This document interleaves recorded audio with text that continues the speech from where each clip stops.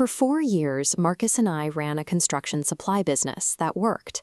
We built it from the ground up on a simple 50-50 split, equal ownership, equal profits, and a clean division of the daily workload. I focused on operations and client relationships, while Marcus managed the finances. Because he handled the numbers exclusively, the business relied on absolute, unquestioning trust in his reporting. I never felt the need to look over his shoulder. That routine broke at 8:45 on a Tuesday morning. I received a call from a fraud prevention officer at our bank. She was professional and direct, speaking with the careful tone of someone who knew exactly what she was looking at. She was calling to verify a joint business loan application for £40,000. My name and details were on the application, but I hadn't signed anything, and I certainly hadn't authorized a loan. After I confirmed the application was unauthorized, she gave me a set of specific instructions. I was to come into the branch immediately with my identification, and I was not to mention the call to Marcus. By leaving the financial side of the business entirely in Marcus's hands, I had inadvertently created the only opening he needed to bypass our partnership. At the bank, I reviewed the paperwork. It looked like a professional, legitimate application. Every detail was accurate: the business registration, my home address, my personal information. On the surface, there was no reason to doubt it. But a signature is a set of unconscious habits. You know the exact angle of the loops and the specific way your hand trails off at the end. The signatures on the document were close, but they weren't mine. The angle on the final letter was wrong, a small inconsistency that I recognized instantly.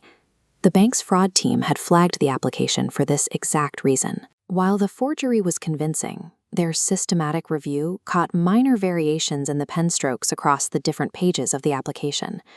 I sat in that office for 2 hours, going over the evidence before officially filing a formal fraud report. Personal relationships often lead people to overlook red flags. In this case, it was the bank's cold, methodical verification process that caught what my own trust had missed. Filing that report started a 4-week quiet investigation. Following my solicitor's advice, I didn't confront Marcus. I had to continue as if nothing was wrong while the authorities built their case. It was a grueling month.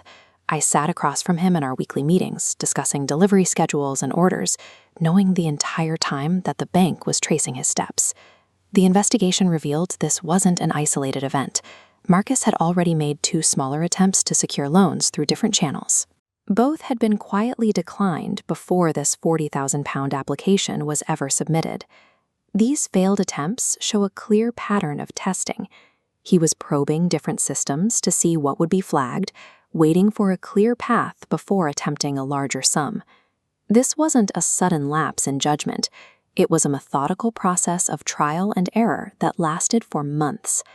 The discovery changed the way I looked at our history. The same partner I was working with every day was simultaneously spending his time looking for ways to exploit our shared credit. Marcus was arrested on a Thursday morning. I stayed away from the office as the authorities had advised me not to be present when they took him into custody. The legal process took 8 months. Marcus was eventually convicted of fraud by false representation, resulting in a suspended sentence, a significant fine, and a permanent criminal record. The business couldn't survive the investigation and the subsequent legal battle. We dissolved the partnership and closed the doors on the company we had spent 4 years building. Because the bank intervened, no money was actually stolen. I didn't lose £40,000, but I did lose the professional future we had planned and the trust that had made the business possible. I decided to start over immediately, this time as a sole trader.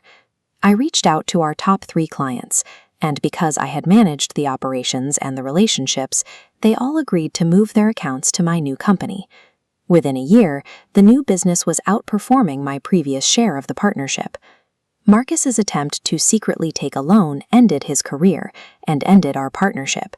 In the process, it forced me into a position of absolute ownership and independence, a result he never intended, but one that ultimately secured my professional future.